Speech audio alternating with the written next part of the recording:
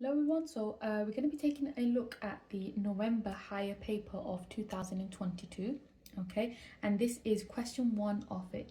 So we've been asked to work out -4 and multiply it by -7/9, okay. Now for this question, so you've got a whole number and you're multiplying it by a fraction, and you've got negative numbers on both. So the important thing is to be knowing your negative number multiplication rules, okay. So that means that if we do negative times by a negative, we need to know that the answer is going to be a positive, okay, so like so. And that's the only one that we need to know so far for this question, because they're both negative.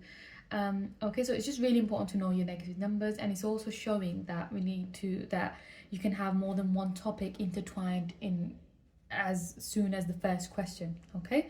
So we've got fractions here, but we've also got signs involved as well.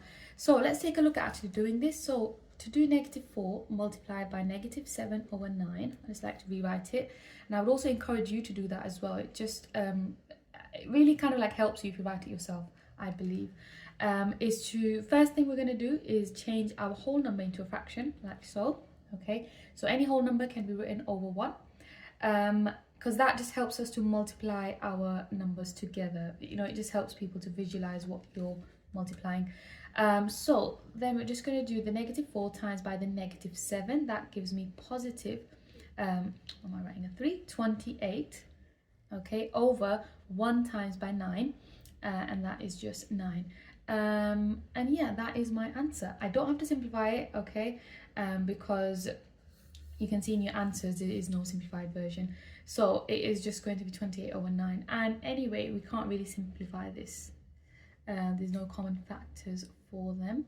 So it's just going to be 28/9. Okay, so the last option there.